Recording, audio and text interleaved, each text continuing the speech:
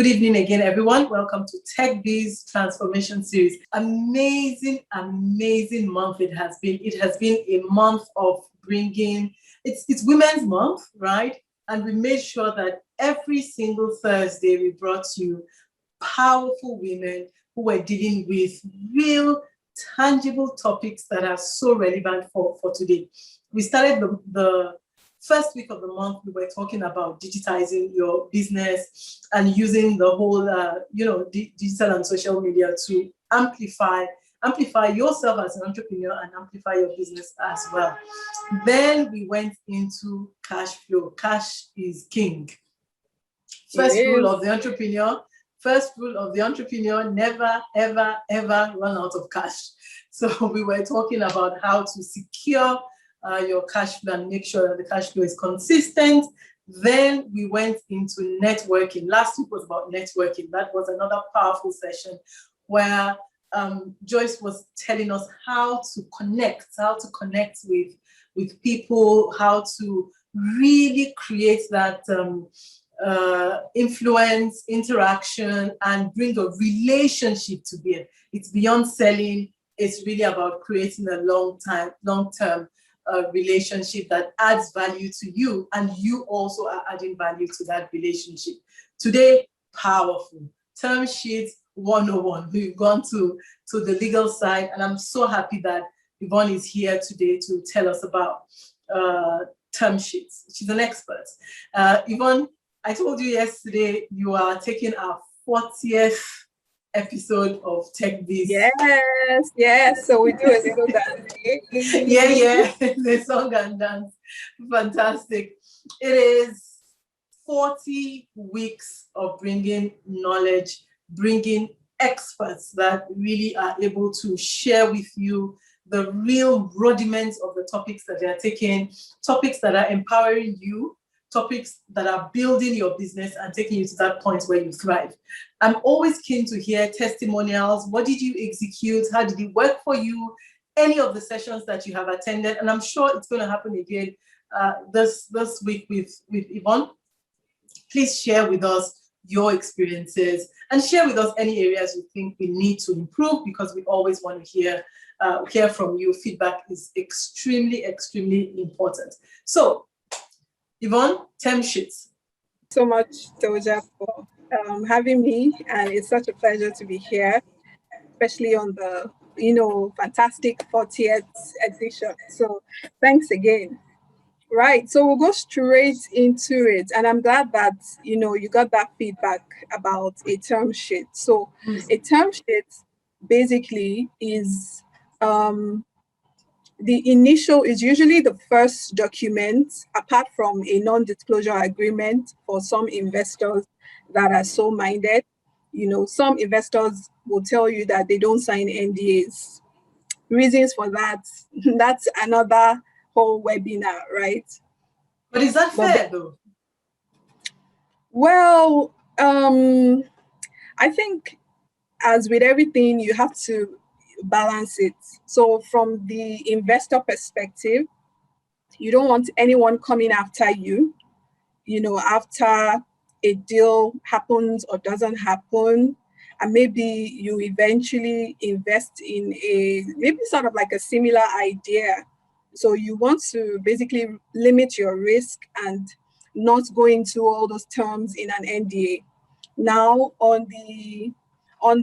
for some other investors, they look really, some VCs or venture capitalists get hundreds, tons and tons of pitch decks every other day. Maybe not in Nigeria per se, but in the US more like so. Imagine if they had to start signing an NDA for every single, they've not even seen what you're about, and you're asking for an NDA. So that would be really time consuming for them. So I think that's the way to balance it out and look at it. The key thing is just to make sure that in the actual legal documentation, you are properly covered when you get to that stage. So the timesheet is basically the first document, and that you would get from an investor. Sometimes it's binding, sometimes it's not binding. apart from some provisions in there, like the confidentiality, clause, back to our initial discussion, and maybe a few terms like a no shop agreement. So what the no shop clause we usually say is that for a period of maybe 150 days or 3 months or something, while we're still considering this deal, you don't go, shopping around to other investors. Give me a bit of time to consider, the transaction. And so those are, most of the time, you'll find those two clauses being the binding clauses, and all of it sometimes is not binding. So it really differs from deal to deal, from investor to investor. Depends on what stage your company is at, if you're pre-seed, if you're early stage, or if you're a mature company. So it really depends on a lot, a lot. So that is what a term sheet is. Now, to go into why are we discussing term sheets really? So, it's really important to discuss term sheets because what a lot of, and I spent quite some time, like I mentioned to Doja earlier, advising investors. So it feels good, to be talking to founders.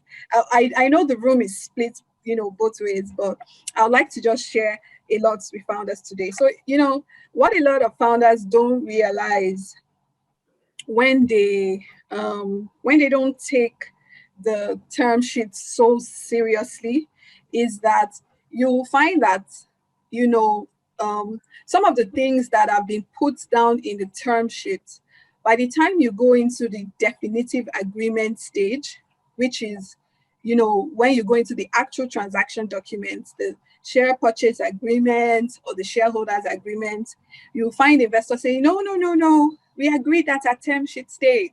That's all been agreed. We can't move, or we can't shake, we can't explore something different. So it's really important to focus, on the term sheets and read it line by line, and get get the proper lawyers to read it. Like he's always said, don't give a real estate lawyer your brother down the road, your uncle in a family that happens to be a lawyer.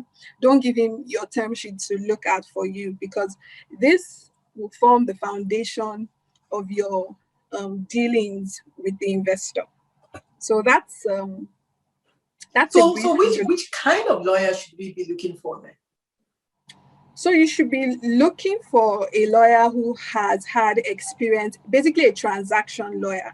So a transaction lawyer is a lawyer that's actually done deals, that's actually done acquisition transactions, okay, where you have parties buying and selling shares, in companies. That's what a transaction is. So it could be on the, and even more specifically, some transaction lawyers do not even have experience on the venture capital side, because it's a bit different across the spectrum. So like a typical private equity deal is private equity is where you have investors in more mature companies, right? But you have early stage. So when you see term sheets, is usually maybe like an early stage investment. Okay. So the terms are slightly different. Today we're going to be focusing on term sheets for early stage investments,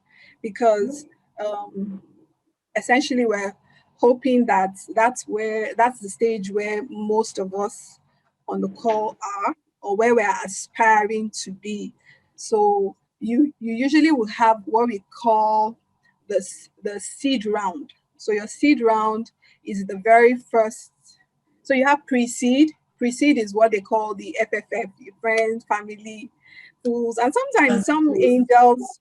Yeah, sometimes some angels will invest, at pre-seed stage, but seed stage is usually your first round of financing, and then you now have Series A, Series B. So it's named like that for each financing round. You get, it now becomes called according to the number. So Series A, Series B, Series C. and so on. So the one question I wanted to ask you, Yvonne, is when you talked about the pre-seed with the 3 Fs, right? Family. So let's go to family. I mean, family would naturally want to lean on each other for investment. Shouldn't I ask for a term sheet at that point? If my nephew is approaching me for investment, right? Shouldn't I be defining very clearly what the terms are? I would recommend that, really, because the interesting thing about family investments is, like someone said, it doesn't make for very good conversation, at those family meetings. Every time you meet someone who has invested on the family side, any family meeting becomes an investor relations time. Okay. So, it's more difficult even sometimes to manage family and friends. So it's really actually more advisable that you put it down in writing. The terms may not be as specialized, as you would have with a sophisticated investor, but it just helps everyone's peace of mind, basically. Okay, let's go through your deck. Right. So can we have it on slideshow?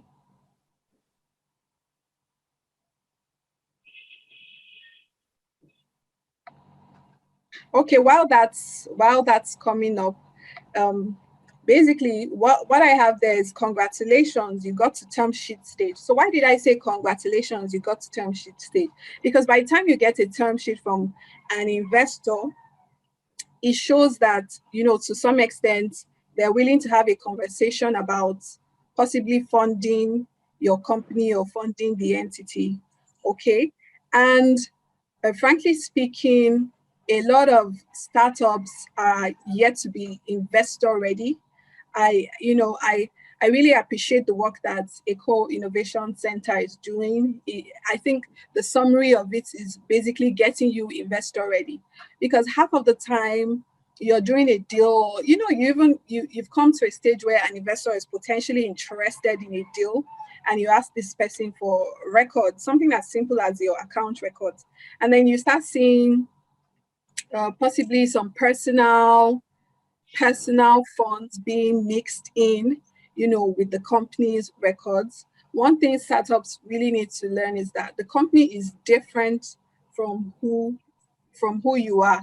In law, is recognized as a separate legal entity, and so it should be. So your funds should not be commingled. Your records should be on point. You have a lot of startups that are not filing their tax returns. They're not filing their annual returns. And those are some of the things an investor would, at the first glance, want to look at before you even probably get to the conversation about financing.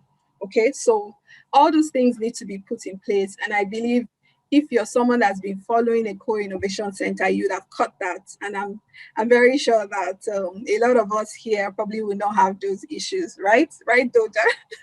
Absolutely not. And if you have not been following, we have the entire library of every single webinar video and PowerPoint presentation at ecoicenter.com/webinar. The link is anywhere in the chat box. Please go in there and download any of the topics that you have interest in. Yvonne, over to you. I think the team is having a challenge putting it on slideshow. If you don't mind, please continue this way. I think if the content is the most important thing, go for it, please. Absolutely. So one of the key things, basically when you have a term sheet in front of you, you want to focus on two key things.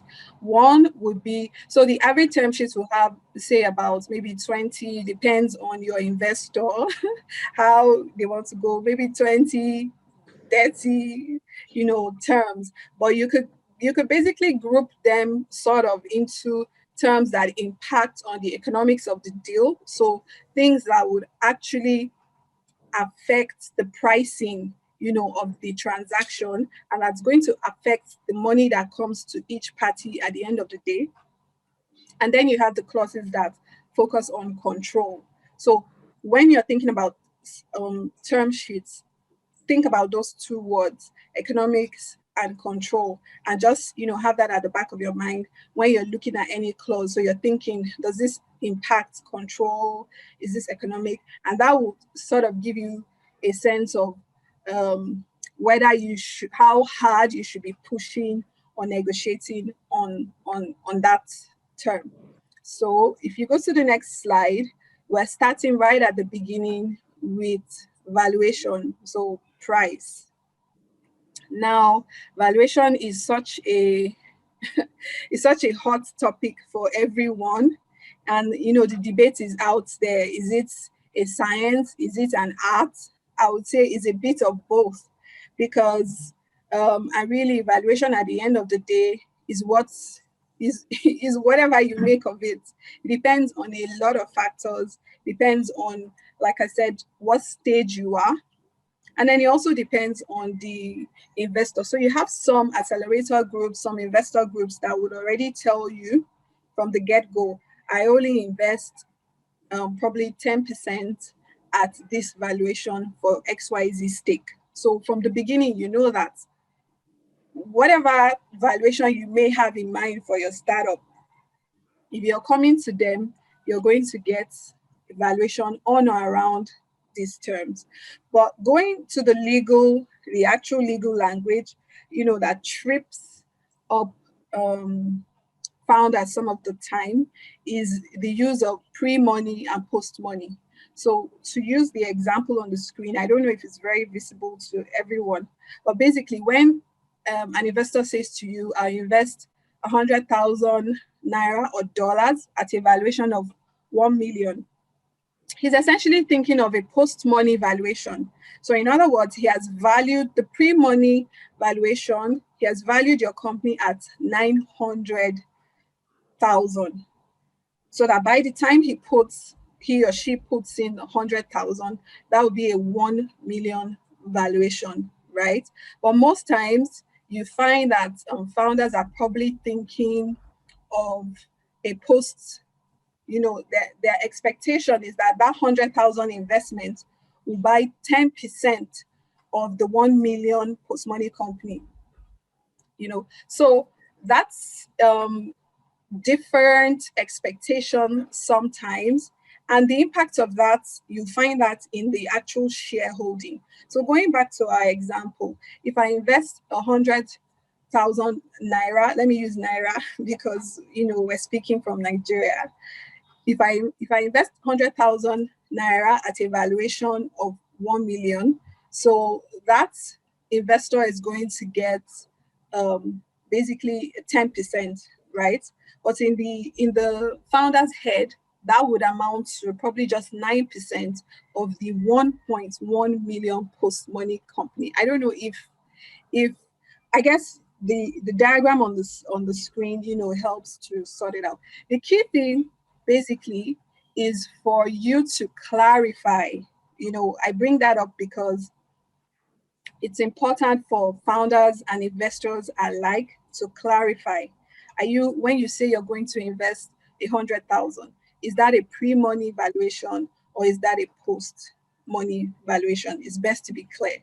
Now, there's so many factors that affect valuation, the stage of the company. Early stage companies tend to have a range that is determined by the investor, by the experience of the team, and the investor's perception of the overall opportunity. The experience of the team is really critical at this point. And like I mentioned, a lot of it depends on the VC's or the investor's natural entry point. So you have like angel investor groups who usually do pre-seed and seed stage. You have venture capitalists that will do seed and beyond. And then you have the private equity firms that do the more mature companies. So it depends really on where you are and who you're talking to. And of course, your numbers matter. Your revenue forecast, your month-on-month growth rate, your annual recurring revenue. Are you EBITDA positive? Those sort of things.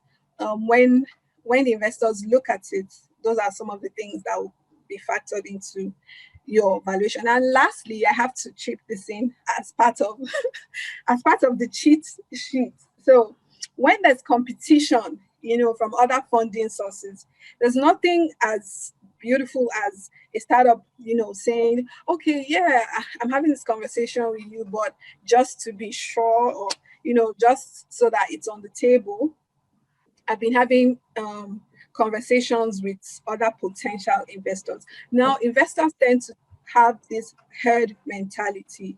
They like to work in groups.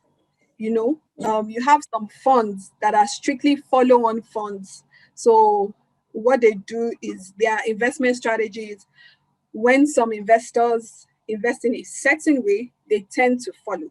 So once you have competition, or you give them a sense that there's competition from other funding sources, then hopefully that should impact your valuation, better. Okay, so we're going to go up to the next term, which is a liquidation preference. Now, the liquidation preference, I'll just, backtrack a bit to talk a bit about the difference between preference shares and common shares. So preference shares are like, they have, some characteristics that are like common shares, which is the ordinary shares that everyone knows. But then it has some elements of like a fixed income, because you can agree with the investor that to a certain dividend, and whenever dividends are paid by that company, then the investors will get, the preferential agreement first. Okay, so it's my tip to founders on this would be to find out what's markets and what's common, before you agree, if you even agree, to a preferential dividend. There's some deals where there's nothing like that, and there's some where you actually have that. But I think for Nigerian, for those of us on this call, given the poll that we did earlier, I'll say you definitely should stick to something that's single digits. I don't think you should do something that's double digits necessarily. And I've also seen some transactions where, this dividend is basically pegged to maybe like the CBN MPR rate minus 1 or 2 basis points, things like that. Just make sure that whatever it is you're doing is market and is not something out of the ordinary. Because the truth is that in our clients, you have some investors, especially when it's pre-seed, or seed stage, that come up with all sorts of demands that founders need to be careful about. Yes, you're taking a risk, but if the opportunity is worth your investment, then there should be a bit of balance. There should be a bit of balance. So the liquidation preference is, and when you hear liquidation, some founders will say, oh, that's a bad thing. Not necessarily a bad thing. A liquidation is basically a liquidity, is basically a liquidity event. That's any situation in which the company receives money. So there's an exit, there's a merger, basically a merger or an acquisition, so that's what it does. Is it basically gives the investors the right to take their preference first. Now, why am I talking about a liquidation preference, for founders? The key thing is this: there are different types. There's participating and non-participating. I think the key tip I will give to founders is this: keep it simple. Why? Because hopefully you're going to be raising future rounds of financing. And what usually happens is the next set of investors will say, I want what Series A had and put this on top of it. So you have to be very careful about what you give out, real early, so that you don't have to keep topping that up for your new round of investors. So that way you can say to the new round of investors that, no, I gave this to my maybe like Series A investors who invested earlier and took a greater risk on me. I can't do better for you. But you only be able to do that if you've been very moderate, in what you've negotiated. So that would be my advice. Apart from all the fancy calculations on the screen, I think that's the key takeaway. So I'm really rushing. Before you move from liquidation preference, for me, it is also a question of what if I don't want to get, what if it's a deal breaker, right? What if, because at this point, yes, I mean, every single one of us that is getting into entrepreneurship, there's, of course, that scarce resources, which is money. And so you're keen and hungry to get investors who are interested in this optimism that you are selling, right? Because it's pre-seed, so you don't have tangible proof of success yet. So it's mainly optimism that you're selling. However, the investor, from what you know, I mean, the investor himself already sees the potential, is attracted by, possibly the scale, possibly the target, the market size, and the base of attractive customers. In this situation, with that liquidation preference, and a lot of the times, this one, investors usually want to take a mile on it. So how do you navigate in this space, and what key negotiation levers can you press in this stage? Okay, so I mean, if it's going to be a deal breaker, I think you should aim to go for like a 1x preference. So essentially, the investor gets what they put in. So in that scenario, you're not exactly losing capital. You may not be getting a return on it. So a 1x would be safe, and a 1x without participation. Or if you're really interested in working particularly with that investor, you can throw in participation, up to a certain cap. So you say you participate up to XYZ, maybe like so altogether no more than 2x. There are different ways you can play it, there are different ways you can negotiate it, but I would want to say generally, apart from the specifics of each transaction, reasonably, 1x should be fine. And one other thing about term sheet negotiations is the way your investor behaves during your negotiations will tell you the kind of partner that investor will be. When someone is investing, you guys are literally getting in bed. Is almost like marriage. That person is going to be with you. Person is probably going to be on your board. Person is going to have so much influence over you and your company. So is important to watch out for, those triggers in negotiation also. Those, I don't want to call them red flags, but if you feel that your investor is such a hard driving, hard line person, then you should know that that's essentially what you're going to get throughout the life of your relationship, and you should probably be able to be ready to live with that. And if you're not ready to live with that, the term sheet stage is a fantastic stage to walk away if you see that this deal cannot be done, instead of going ahead, because sometimes by the time you get into the definitive agreements, you find some investors putting terms like break fees. That's to say that because I've spent, after term sheets, the next thing will be due diligence. Due diligence doesn't come in cheap. They have to pay lawyers, they have to expend time and energy diligencing you. So some people could bring in break fees, and you don't want to get into, all of those conversations, basically. All right, Yvonne, we'll let you get at it, but Israel and everyone else who has questions, Yvonne will take your questions right at the end. Now, I'm also going to keep quiet. I'm going to let her go through the entire content so that we get the right understanding, and then we can fire her with those. We can fire her with those questions. So please keep the questions coming in the chat box. Yvonne, please go ahead. Okay, thank you. So the next would be the anti-dilution clause. Now, the anti-dilution is also important to investors because, the general rule of thumb, even for you as a founder, is that you should expect to be diluted anyway, anywhere from maybe 15 to 20% with each funding round, and with the new Karma 2020, anti-dilution is even more important because, under the former Karma regime, you had issued, you had authorized, like your authorized share capital, and you had issued share capital.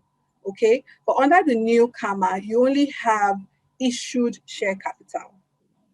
So that means it goes back, to even what we said. Oh, I'm not even sure if I mentioned that at valuation stage, one of the things you should be careful, about in at valuation and also affects anti-dilution is how much equity you're actually giving out. Because if you come into your maybe seed stage or series A and you're giving out 50% of your shares, so what's left to what's left to motivate any other investors? How are you going to be playing that? You've given someone control already, at the beginning. And this issue of control is for, particularly Nigerian founders are so big on control. I want to control my company. I don't. But there has to be some give and take there. If someone is coming, investing in your enterprise, there has to be some of that. And I always ask people, so do you want to own 100%, to put it in graphical terms, do you want to own 100% of an apple or 50% of a watermelon? So what do you want really? And you find some people that say, no, I want 100% of my apple. Just leave that to me. Leave that to me. So with anti-dilution, it's basically just a mechanism, to protect investors in event that you have what's called a down round. That means essentially that you're raising equity at a lower valuation. So in the investors' minds, they feel that they've overpaid. They've essentially overpaid for the company, and they want to be able to, readjust their position. So to use the example on the screen, so if a company raises 150,000 naira at Series A at a 1 million post-money valuation, okay, and I receive 150 preferred shares. And then some months down the line, you raise the same amount, 150,000, but at a valuation of 500,000 for whatever reason. Maybe there was a regulation that affected that sector, and it has affected, because that happens in Nigeria a lot. You wake up one morning, there's a new regulation, and it's destroyed the whole, everybody, there, without naming names. We all know, we've all seen this happen.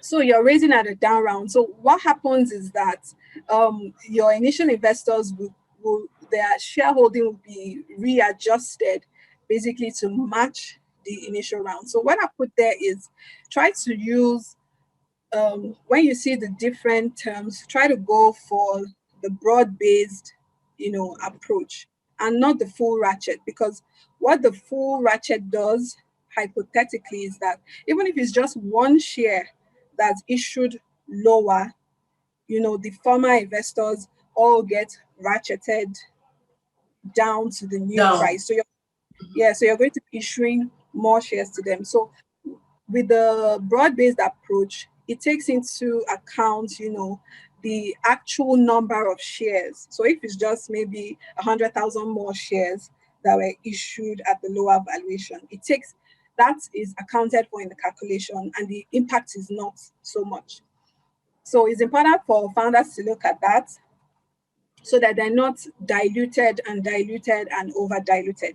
You see that I'm tending more to founders today. Founders, yes. I'm tending, apologies to the investors on the call, but I'm tending to founders today. Well, it's fine. We have the 50-50 split of founders and investors, but that's perfect. I think the key thing that we are also waiting to hear is what should we be looking out for? As you're saying it, you're explaining to us some critical terms that we need to consider. I'm so excited that you're also sharing with us points that can help our negotiation, because we need those ammunition to negotiate with investors. Please go ahead. Absolutely.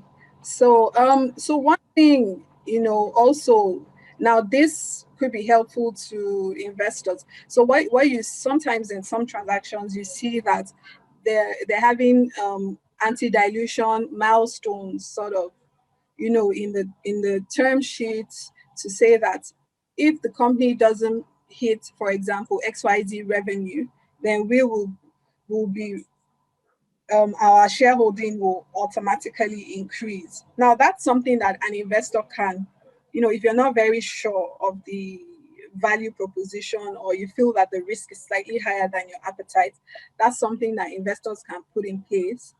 But that also can be very tricky or risky for the company and even for founders, because sometimes it might not be the best approach for the entity. Remember, we said that at the beginning, the business is a separate person, and it should always be looked at in that light. So let's always try to do what is best, for the business, not necessarily what's best for the founders or what's maybe. I don't want to say that for the investors, because somebody will just be what? I mean, the whole purpose of commercial enterprise is to make money. But really, when you look at it, ultimately, what's best for the company should, over the long term, if you take a long-term view, should turn out to be, quite right, both for founders and for investors.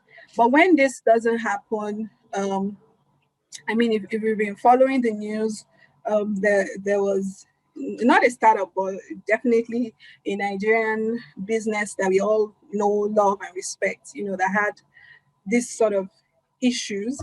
And basically, there was the allegation of a takeover, allegation of a takeover of the company. Now, I really hope that that particular situation, the both parties are able to come in, and, talk through and negotiate it. My stance is always, there's nothing really that cannot be negotiated or agreed. You just need to basically find a common ground and a win-win, like you mentioned at the beginning.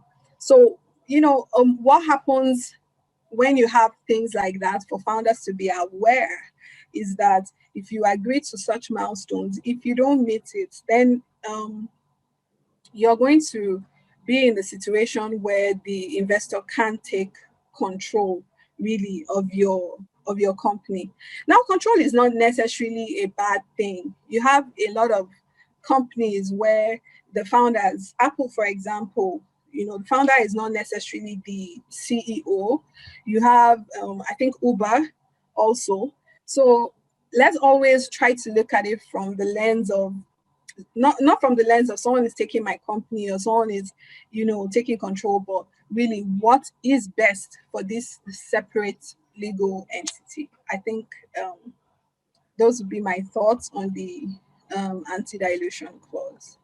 Okay, so one other thing to watch for founders on the anti-dilution is basically to just check. Usually there'll be an ESOP, which is your employee stock option plan.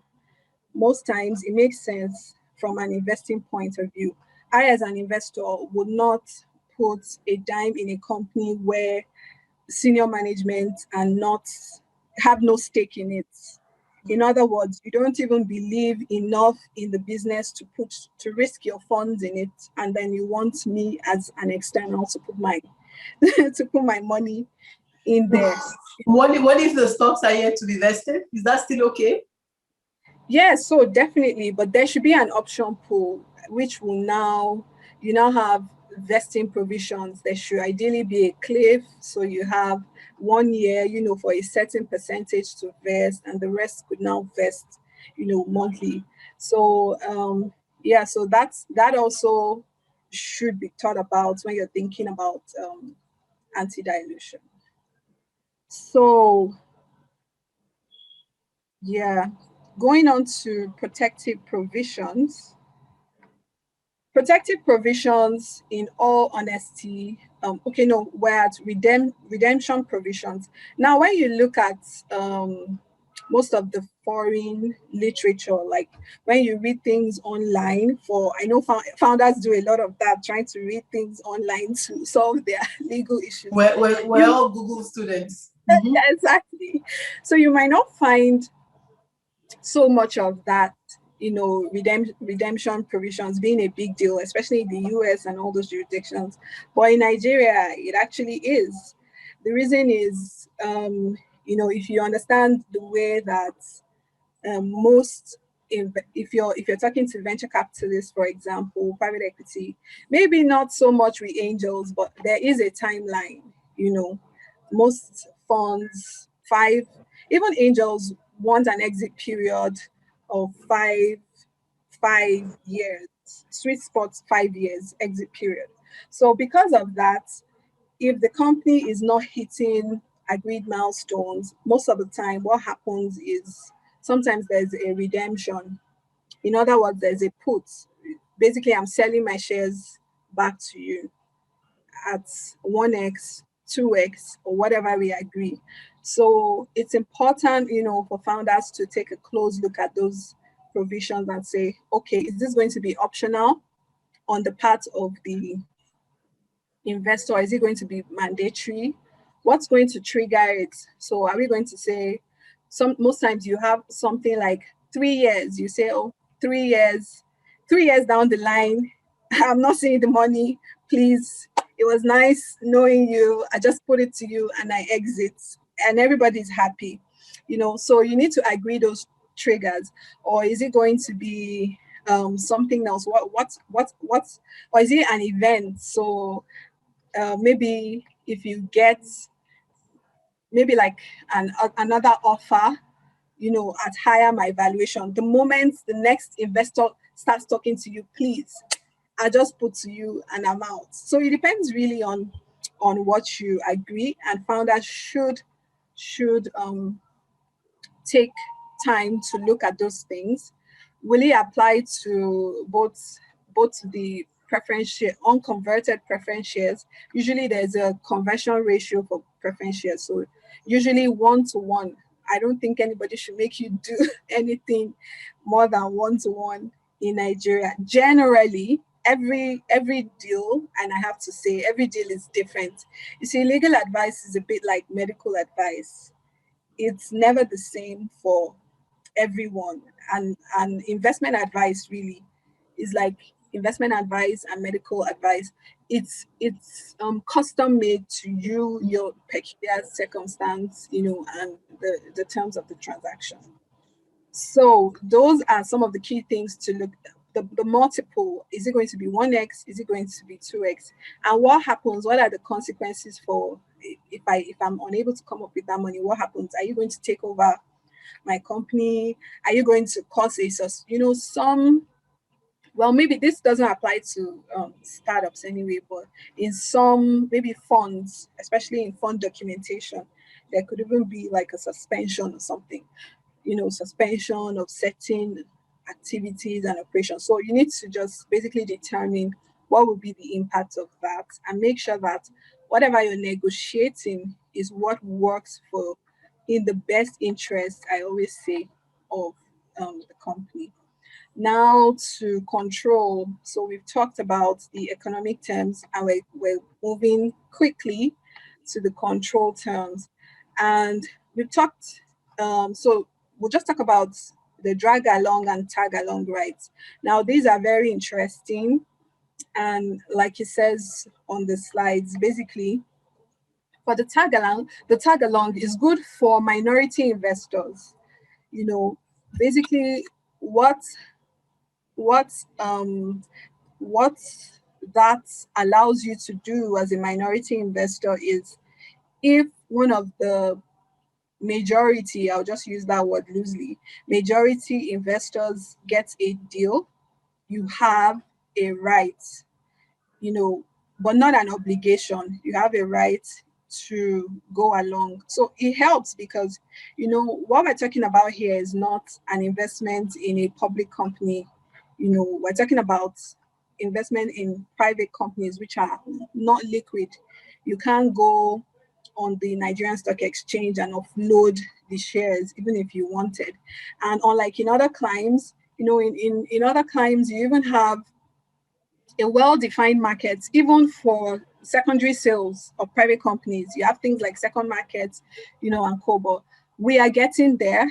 I do believe that with all the interesting conversations, everyone playing their part in the ecosystem, we should get to a place where you can easily carry out, secondary transactions. You can sell to on an OTC basis, using tech, and it should be digitally enabled. We don't have to go through a long process for that.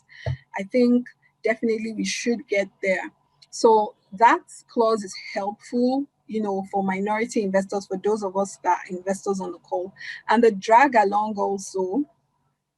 Now the drag along favors also the investors most of the times, because what you find is, like we said, anybody making an investment in a company is a partnership, and you want to be careful about who you're going into such a partnership with. So most times when there's a sale, you find investors wanting maybe like a majority, of the shares in that company, simply because they want to be able to pick who they're in bed with. They probably don't want to be in business with the legacy shareholders. So they could buy up the whole thing and then sell a part of it again to their own cohorts or investors that they're comfortable doing business with. So what that does is it basically allows them to drag you along. So if a majority say, we're doing this deal on these terms, then you get dragged along. What is key for founders? Just keep an eye on the trigger thresholds. So you don't want, for example, someone who owns just 10% or 20% of your company coming to drag you along. So just watch out for those thresholds and make sure that you have that right. I don't think these are clauses that they're you usually will find them in most agreements, and we can understand why they're all there. So just just to keep an eye on those thresholds, and everyone should be fine. We talked a bit about the vesting provisions, and we mentioned the cliff. So ideally, also from an investor perspective, you want to keep, because what investors are doing is they're investing basically in the team and in the optimism, to use Doja's words. You're investing in the promises that you've made. There's no real revenue or anything. So investors want to keep the team sticking around for as long as possible. And one way you do that is through, the vesting. So you don't give all the shares out at once, so that there's some incentive, for people to stick around. One thing I would say here, which I find that founders are not very mindful of, is, so if there's usually like maybe 2 or 3 founding members of the startup. When you're allocating equity, also make sure that if one person leaves, you still have left enough equity to incentivize the new management team that's going to come in. I don't know if you get that. So if you have 3 founders, sometimes because one person is the one that brought the idea and all of that, you give him maybe 30% of the option pool, and the other 2 get maybe 20% of the option pool. That's fine, because you still have another 50% of the option pool to be able to give to if you want to bring in maybe like a fourth founder, or maybe the person who even started it, and we see that happen a lot in Nigeria. Someone starts something and moves on, decides that I don't want to do this, I'm interested in something else, moves on and leaves the entity. Okay, you should still have some equity left in your option pool to be able to incentivize the new management. Okay, so that's that, and be mindful of the cliff. So the cliff, I think fair enough, should be like a year to have a certain percentage, maybe 15%, vest after the first year, and then the rest can now vest maybe quarterly or every month or thereabouts. Last but not the least, we're going to talk about the protective provisions, reserve matters. So this also is quite important.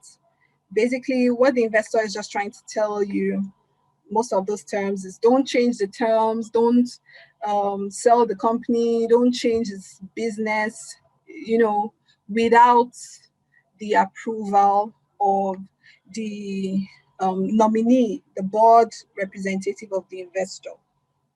And you should also look at those carefully to be sure that basically you're comfortable with the matters that are reserved. Shouldn't be much of a problem most of the time, because some investors will probably get an observer seat on the board. Now, one last tip, for the founders is you have to be wary of your observers on the board, because as everyone who has ever been in a boardroom before, so those observers, they're not board members, they're not making decisions, right? But they can drive the conversation in a certain way. They have this way of influencing the conversation in a way that, you have to be very careful of observers. So I'd say maybe not more than one observer, per investor, so that you don't have a million people sitting in your boardroom at your boardroom meeting, driving conversations in the way that you don't want to go. I think I've come to the end, so we can take questions. Okay, now. awesome. But we have a few questions. I'm also going to take some of the questions that were captured at the point of registration. Thank you so much. Quite educative, Joseph says. Now, Israel's question is more connected with when you talked about liquidation preference, right? That's what it's called? Yes. Correct. So it says, does that mean the investor gets the funds he invested, or a percentage of the remainder and all the dividends he has been getting up to that point? Okay, so it depends on if you have cumulative or non-cumulative preference shares. So if you have cumulative preference shares, what will happen is, if you've not, for whatever reason, you've not declared, dividends before that time, whenever you do declare dividends, it will be cumulative. So you have to pay back all that you've not paid before. And then she also gets the initial investment. So it really depends on if it's cumulative or non-cumulative, if it's participating or non-participating. Okay, Yvonne, I'm going to be running through this because I'm really targeting to end at 6:05 maximum. All right, and so Kule is raising his hand. Kule, I'm asking you to unmute. I normally like to favor people who want to ask their question verbally. Kule, you got the floor. Speak, please. Okay. Good evening.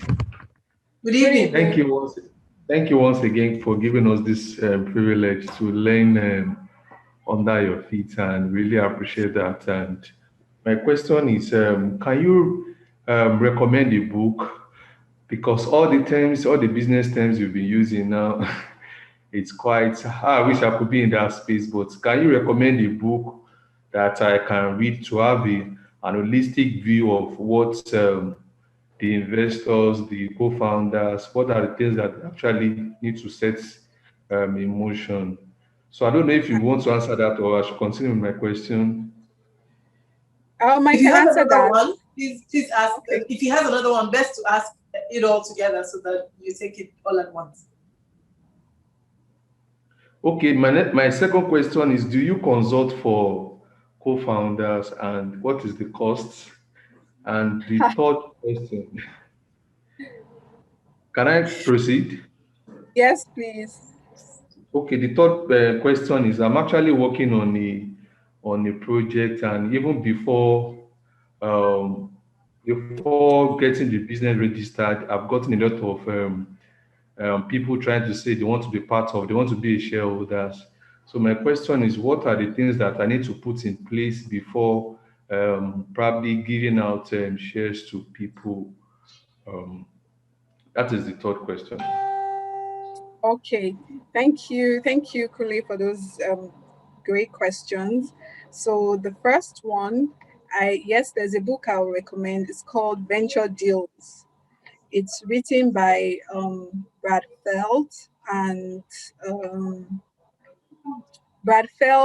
Jason Mendelson, and they actually even have a course. They have, I think they collaborated with Kaufman Academy is one of the initiatives, globally recognized initiatives working to improve the VC space. So they I think they have a course on, I think it's Coursera or EDX, or one NovoEd. I think it's NovoEd, um, the venture deals course. So you can read that book and you can do venture deals, and you have a lot of the information that you need.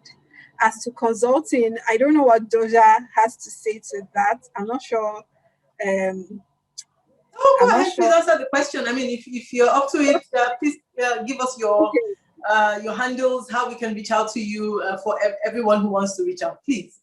Okay, absolutely. So you can find me on Instagram at Yvonne Ogunoiki, my name. You find me on Instagram and send me a DM, and then we can take that conversation further. And then the last one, as to everybody wanting to be interested, that's fantastic.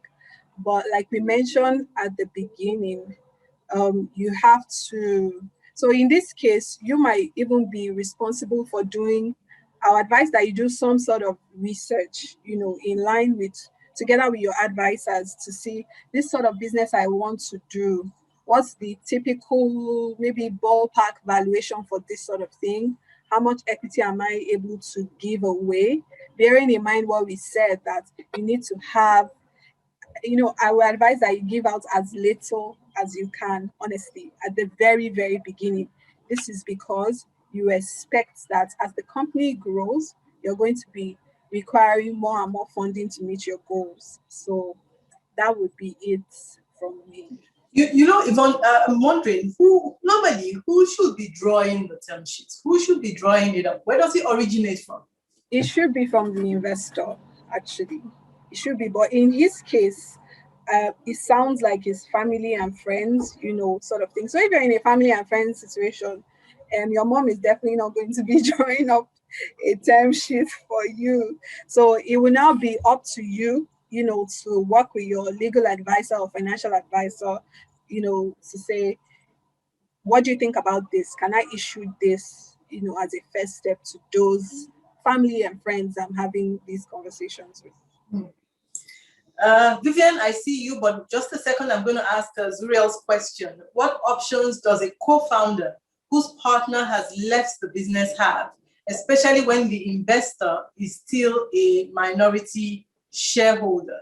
So the co-founder has left, and still a minority shareholder. Yes, so if your co-founder has left, that tends to happen a lot, in that tends to happen a lot. I think my advice, if the first thing is to determine, like we said in the earlier conversation, do you have enough equity to incentivize the next person?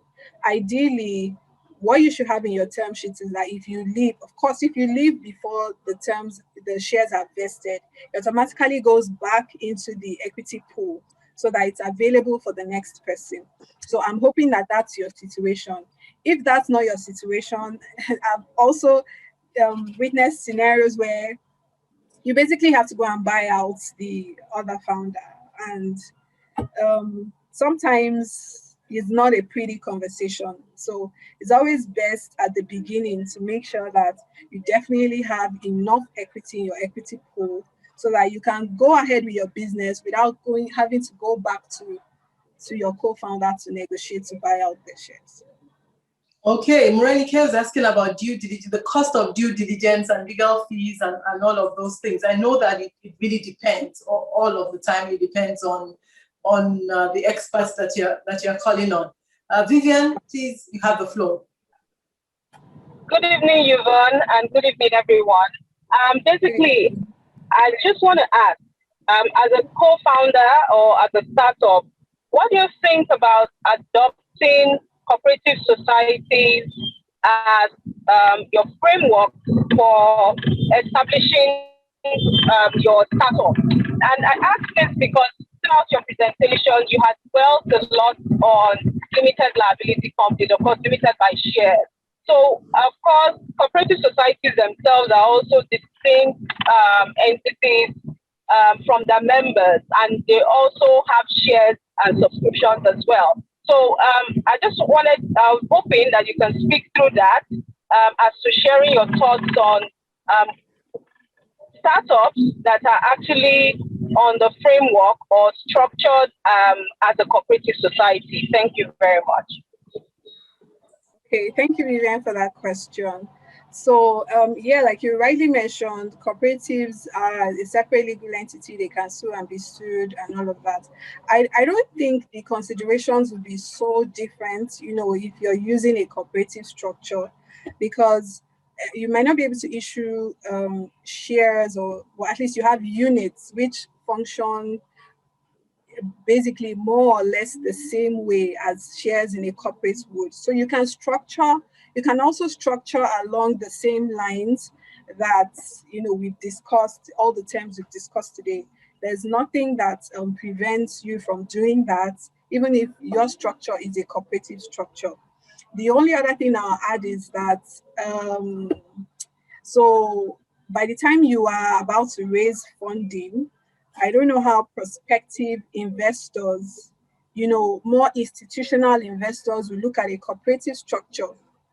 And I say this because I was on a transaction once where the founder was trying to, she had this inclusive vision, so she got a lot of people under a cooperative. But by the time it came to raising funds, you had a lot of concerns from potential investors, because when you have such a large number of previous investors to deal with, it becomes a sort of concern point for any particularly institutional investor that's coming in to say, how are we going to handle these cooperative people? If they say if I want to go this way and the people already existing in the cooperative say they don't want to go, what happens? So what we had advised then was probably to look at if you could transit, some of the initial cooperative members into some sort of, to have like a voting agreement, for example, that governs to now put in place governance structures for the members of the cooperative, the initial members of the cooperative. So you have a voting agreement, for example, that says if a majority of the cooperative members decide to go this way, then that is what it will be, a majority vote that's carried. That way, it gives more comfort to your institutional investors. I hope I've answered the question. Fantastic, Yvonne. I know the questions will keep coming because, of course, this is quite specialized space. And let me just highlight this as a caveat. Yvonne is not offering legal advice. This is not, everything that she has talked about is not legal advice. Here, she's not dispensing this information as legal advisor. This is general information on the basis of her experience and the questions that you're asking. Please, when it's specific to your business, do look for a legal advisor that you contract to do this for you and will give you advice specific to your situation. I'm going to have to wrap up now because we promised that we will end at 6:05, even though there's one question that Bootstrap is asking. I think this is very much related to what you said about redemption provisions, because this is about when a business underperforms and it generates lower than what you have targeted, or maybe in some cases what had been committed to be done. It's that example of that company, that pharmacy that you were just given, right? A venture capital invested $18 million, and feels that everything that they agreed had not been executed, and there was a hostile takeover where I saw it. But I mean, recent news tells us that Pharmaceutical Council has stepped in and withdrawn I think it was the agreement or the certification that they gave to that venture capital. So I mean, it's a standoff, no doubt about it. But it's for us to avoid those kinds of situations, especially when you have grown to a point. And as Nigerian founders, you said, we like to keep control. It's our baby, right? We birthed this thing. But from what I understand about this pharmacy was birthed from scratch, from ground zero since 1999. And then 20 years later, all of this is happening. So, I mean, it's almost like losing a child, so we can understand the emotions that support it. But anyway, I say bootstrap. I think you can actually go back to what Yvonne said about redemption provisions. Is there anything else you want to say about that side before we wrap up? Well, I think you've captured it. So for bootstrap, key thing is maybe focus on the last part. The last part of the slide. I said, what would be the conditions? If this doesn't happen. So does that give you a right to change the management? Does that give you a right to increase your shareholding? Does that give you a right to enter into turnaround mode? Some investors do that. They just say turnaround mode, and they have a whole set of documentation on as to what happens in turnaround mode. So you can even go that detailed, so that when you have that deck, nobody can say to you, I didn't expect this. You signed a turnaround agreement, So yeah, those are some of the options available. Okay, so staff and founders also should pay attention to that turnaround agreement, because you have to pay attention to that and know that when there's underperformance, that consequence is sitting waiting for you. Eukarya says, this to me is a high-level presentation, professionally delivered by an expert. No question for now, just enjoying it. Yvonne, we want to say thank you. Thank you so much for wrapping up our Women's Month with this integrate, quite an intimate conversation, professional as well. Thank you so much. There's a lot to be learned about this, because it is the fulcrum of bringing other parties into your business, whether it's co-founders and whether it's investors. You definitely have to make sure that the terms are clearly stated, well understood, and well negotiated as well. Everyone is appreciating you. Zuriel says, thanks a lot. Great minds. Thank you so much, Yvonne. Nonso, even though he came in late, learned a lot. Thank you, everyone, for joining. We really appreciate Yvonne, and to highlight again that she's done this completely free of charge, and we appreciate it. Have a wonderful evening, everyone. I'm sure you have learned. If you missed any part of this, Nonso, for you as well, please go to echoicenter.com/webinar. The presentation will be there. The video will be there by tomorrow. We don't expect it tonight. It will be there by tomorrow. And all the other webinars that we've had from the past, the ones that we had in this Women's Month, where we were talking about networking, we're talking about cash flow, we're talking about digitizing your business, all of that, you can have access to that library entirely free of charge. Take advantage of it, because the power, guys, is not so much what you learn. It's not so much what you know. It is what you do with what you know. So I can only encourage you this evening, please take action. As we continue to learn, as we continue to share knowledge and really bring in the crux of your needs to you, please execute, execute, execute. Have a lovely evening. Stay safe. Good night, Yvonne. Take care. Bye. Bye, everyone.